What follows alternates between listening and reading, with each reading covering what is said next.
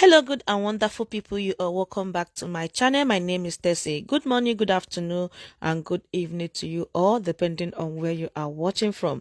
So, the Nigerian police has just paraded 60 Fulani men with sophisticated weapons. Where they are going with it, I don't know.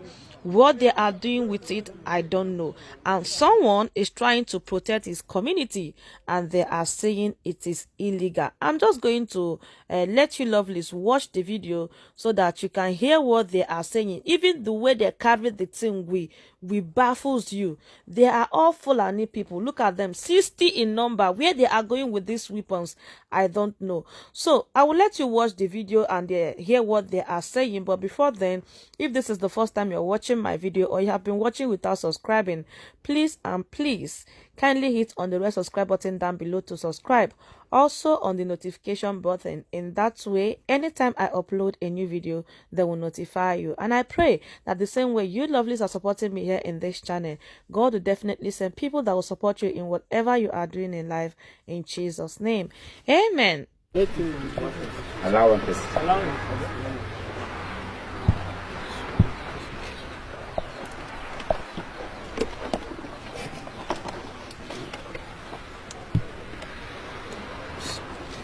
Just let it go. You cannot wear it.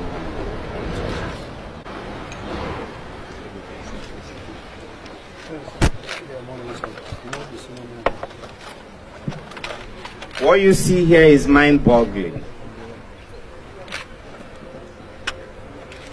2 AK-47 rifles. Go stick your hand down.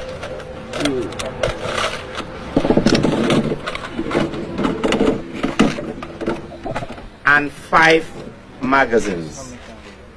Each of these magazines contains 30 rounds of live ammunition, making a total of 150 rounds. If you have 2 AK-47 rifles with 150 rounds of live ammunition, you can cause immense havoc to a community.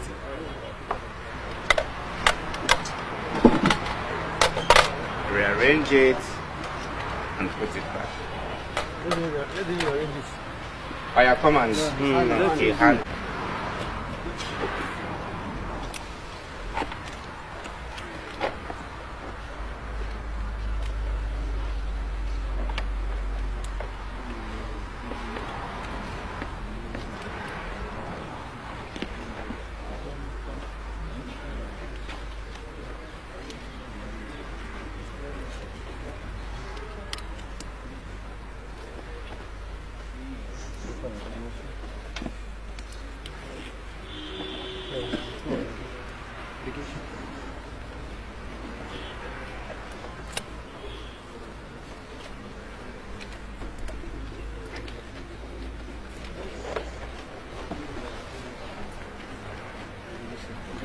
No, you have to do it properly. Shift it to the front end. Yeah.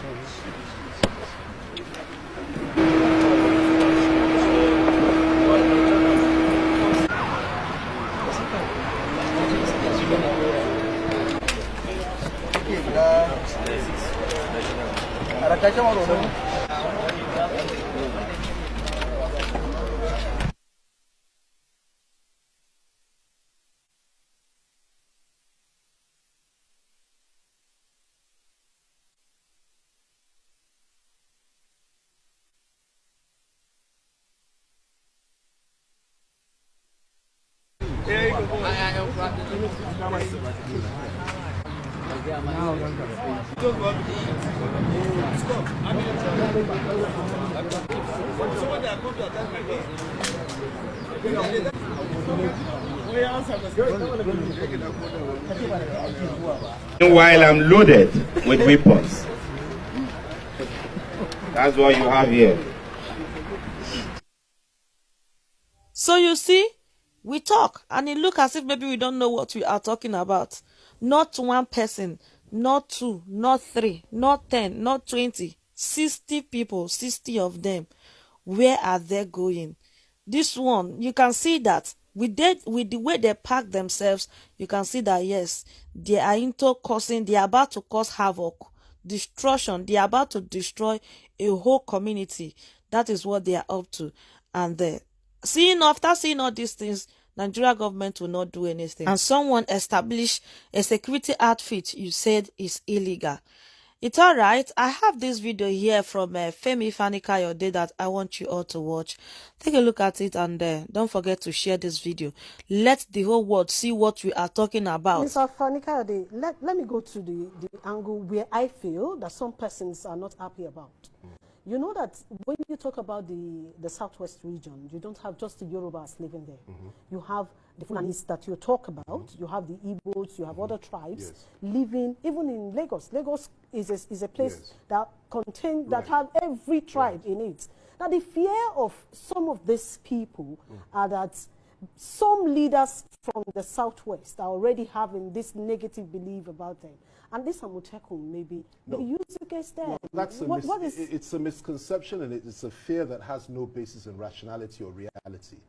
Nobody's discriminating against those that live within the Southwest. The Southwest is the most liberal, the most open place in Nigeria to live. It doesn't matter what your faith is. It doesn't matter what your ethnic group is. You can live there in peace. And that for us is a matter of pride. We don't discriminate. We've never discriminated. And we've never gone out to kill people that are not from the Southwest in our region. It's never happened in our history.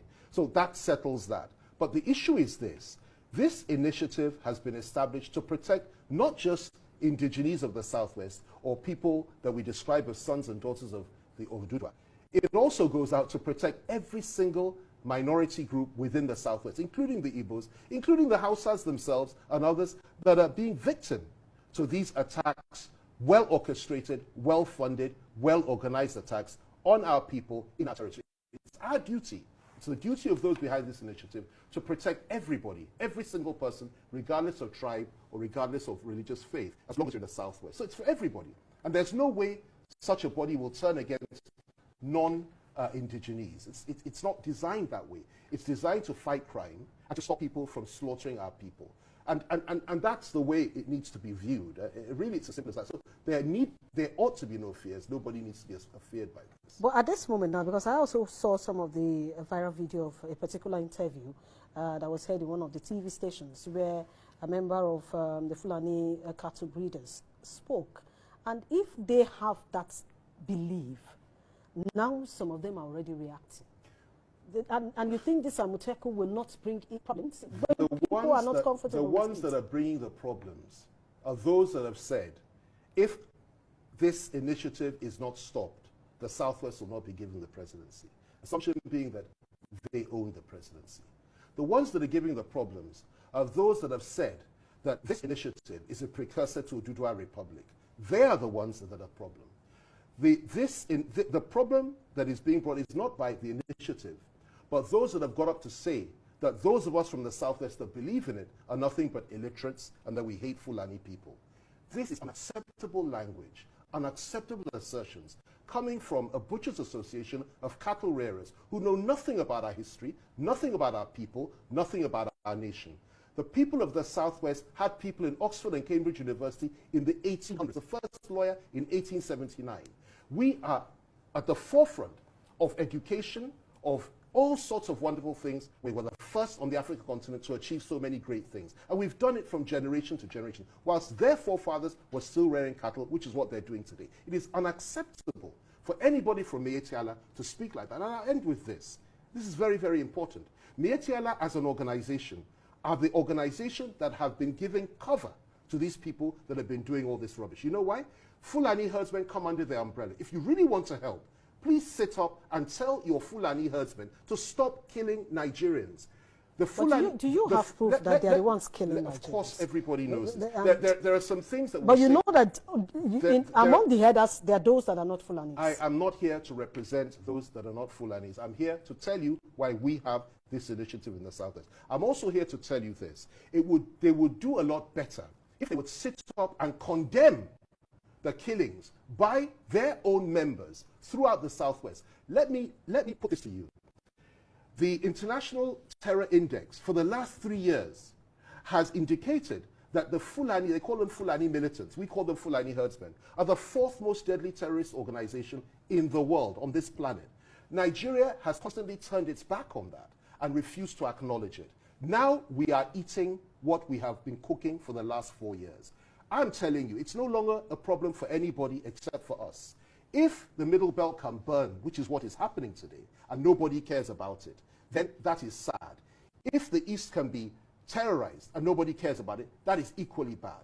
If it can happen in the South-South and even in the Northwest itself, where Zamfara, Katsina, and so many people are being attacked by these same people, many of whom are not even Nigerians. They're non-Nigerian Fulanis mainly. If it happens there, it's very sad, it's unacceptable, but ultimately it is the problem of those that live in that country, even though we cry about it morning, day and night. But when it comes to our own doorstep in the Southwest, and it has done for the last 3 years, becomes our problem. And ours is to defend our people, defend our women, our children, defend our elders, and defend our dignity and our lives. And we will do that no matter what it takes. That is the way a Yoruba man behaves. We do not go to war lightly. We do not lift up arms lightly. But when it comes to it, if we're pushed to the edge, we stand and we fight, and we do not retreat. Okay. Now, nobody's looking for a war here. But we will defend our people no matter what anybody says, unless they step in and do the right thing and stop this nonsense that Mieti Allah is promoting and supporting, and stop these insurgents, these terrorists, from killing our people. Now, there's a question I need to ask. This question, a lot of persons have asked the same thing. Yes. We hear Fulani headsmen and all that. Are you aware that there are those who people can dress in Fulani regalia, and they are not Fulanis, and they commit evil? You know, I have no doubt that there are a few people that behave like that, but that does not derogate from the fact that the overwhelming majority of these killings, of these terrorist acts, this savagery, this barbarity, this sheer wickedness, listen, they don't just kill. And I'm going to tell you this today. You may not know this, but let me tell you this. A lot of things people don't want to read about, they don't want to hear about. I've been to many of these communities. I went to southern Kaduna. I went on 2016, Christmas Day and Christmas Eve. 800 people were slaughtered by these same people, you know, over 2 days. 800 people, and nobody was arrested. You go and see what they actually do. It's not just about killing. They slit people's throats. They take people's hearts out. They take people's eyes out. They desecrate the bodies of their victims. Then they take their land, burn their homes, and occupy the land. And like in Plateau State, sometimes they even rename the community and put Fulani names there. Now, and then somebody will come and tell me these are not Fulani herdsmen. This is settled. We know who they are. The question is this: does this government, which is led by a Fulani man, have the will to rein their people, you know, in and stop them from doing this kind of nonsense? If they do, we don't have a problem.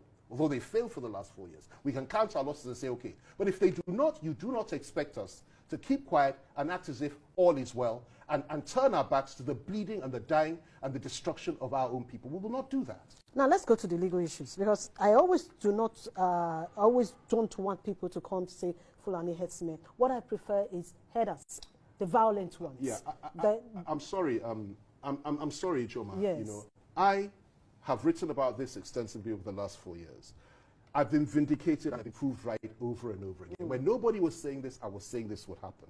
I refuse to drop that term, because when the Ijaw militants or whatever were attacking people, nobody said they're just militants. They said they were Niger Delta militants. I refuse to do them that favor. I refuse to try to sanitize it. This is a very serious problem that we have. Let me give you an example of what destruction can be like when people come and burn houses and destroy. I was in Anambra State, Orafite, a few weeks back. I went to see an old friend of mine. I was there on a Sunday in the church. I left on Sunday afternoon for Lagos. The following morning at 6 a.m., the community, Orafite in Anambra State, was raided by people, supposedly policemen. And they burnt the whole community down, burnt down buildings, killed people, slaughtered innocent people in their homes for absolutely no reason. They were looking for somebody. They burnt down the whole community. I saw this. I saw the video with my own eyes. Now, that sort of thing goes on. Nobody has been arrested. Rather, the victims have been the ones that are being targeted and chased all over the place. This is unacceptable. Now, this sort of thing is happening under this government. This is not in the Southwest. It's in the East. And I feel that any Eastern child, anybody from anywhere in the country that is treated this way, we should all feel it. This happened in Orafite in Anambra State. And then you will now tell me that the governor of that state does not have a duty and obligation to protect his people, or the governors of the Southeast do not have a duty and obligation to protect their people? Of course they do, just as every other governor does. And that's the way the Constitution is wired. The governor is the chief security officer of the state. Allow him to do his job. Don't let people be killed on his doorstep. I'll give you another example. I was there when Baba Fasorotti's daughter was buried. And the governors of the Southwest were there. We were all in the same room. And, you know, we were all asked to say a few words. People started saying, I should speak, because they knew I would state the case clearly about how we felt about their failure of leadership and protecting our people. But I didn't say a word, and I'm glad I didn't. You know why? Because they got up. I think it was the governor of Ondo State that got up and said, we are not bastards. And Shomwali. He said, we are not bastards. We know what is going on, and we will do something about this. And they honored their word a few months later and came up with this initiative. And I commend them for that. And I will stand by them. Afeni Ferre stands by them. Yoruba Summit Group stands by them. Every Yoruba man worth his salt, every decent, civilized Yoruba man that is compassionate and kind stands by them and will continue